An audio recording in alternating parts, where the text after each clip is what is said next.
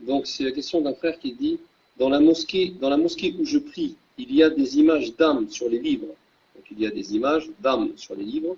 Je n'ai pas la capacité de changer cela par la main, car j'ai déjà eu des accrochages avec le responsable de cette mosquée, entre parenthèses, qui déteste la salafia. Et avec ce qui se passe aujourd'hui, c'est-à-dire en France, je ne voudrais pas qu'il m'arrive des problèmes. Justice, enquête, JPN, et ainsi de suite. Est-ce que je peux prier dans cette mosquée malgré la présence de ces images? Je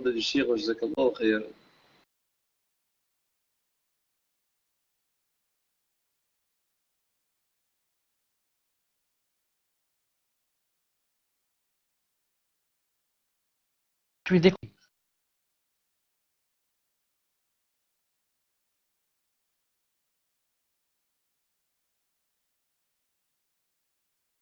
Mahmoud, vous m'entendez ou là je suis déconnecté?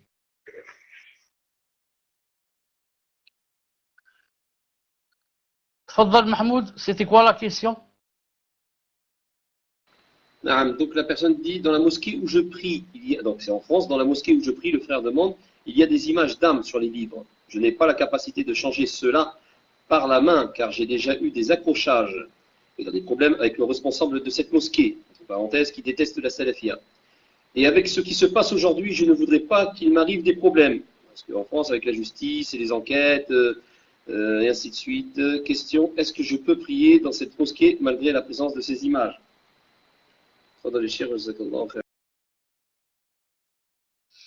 Naam, ces images sont dans des livres. Naam, si je comprends bien, il a dit, naam, des images, naam, d'âme, il a dit, je vais voir sur les livres. Naam, ça n'a rien à voir avec ta salat. Ça n'a aucune relation avec ta salat.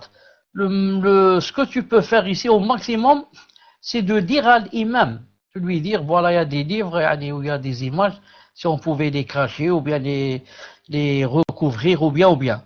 Non, maintenant s'il accepte la nasiha, il fait ça. Alhamdoulilah, il n'accepte pas, c'est lui qui est responsable de sa mosquée. C'est le comité, etc. et les imams qui sont responsables de cette mosquée.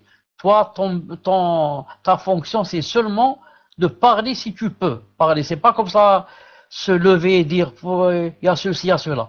Mais parler en tête à tête avec l'imam et de lui dire voilà ce qu'il y a. S'il accepte changer, alhamdoulilah, il n'accepte pas, toi tu n'as rien à voir. Ta salat, inshallah ta'ala, est valide, il n'a rien à voir avec ce qui vient et qui n'est pas de ta cause, bi'idnillahi ta'ala. Sinon, personne n'irait prier à la mosquée alors que je n'ai rien fait. Ce sont les gens qui...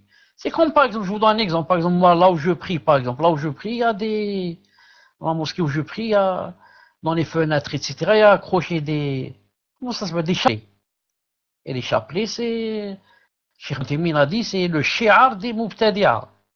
C'est l'un des signes des Mubtadi'a. Même, le chapelet, c'est pas moi qui l'ai accroché. C'est pas moi qui suis venu avec, c'est l'imam le voit et il ne l'enlève pas. Donc c'est lui qui va, Yom al-Qiyamah, rendre des comptes, c'est pas moi. C'est pas la bid'a du chapelet qui va, comment dirais-je, qui va m'empêcher d'aller prier là-bas. Surtout que la plupart des mosquées sont bid'a. Sinon la personne va prier à la maison. Non, va prier à la maison. Autrefois, au temps des salafs, Abdullah ibn Omar radiallahu ta'ala anhu, des fois il rentrait dans la mosquée, il ressortait. On lui dit pourquoi? Il disait la bid'a m'a fait ressortir. Déjà au temps de Abdullah ibn Omar, il y avait des bid'a dans les mosquées. Mais quand il a dit la bid'a m'a fait ressortir et il sortait pour aller vers une mosquée où il n'y a pas de bid'a. Maintenant la plupart des mosquées c'est plein de bid'a. Et la plupart des imams ne sont pas sur la droiture. Sont des asha'ira, c'est pour ça qu'on m'a dit Cheikh Rabi', il a dit si maintenant on ne va pas prier derrière ces imams, on va tous prier à la maison. Sachant que 90% des imams dans le monde musulman, 90% des imams ne sont pas sur le minhaj. 90 sont sur le madhab ash'ari ou autre, ou soufi, ou bien toroqi, ou bien... Non. Donc la personne va rester à la maison, ne va pas prier, va dire je vais prier à la maison. Non. Ça me rappelle aussi que l'imam Ahmed est sorti dans une janaza.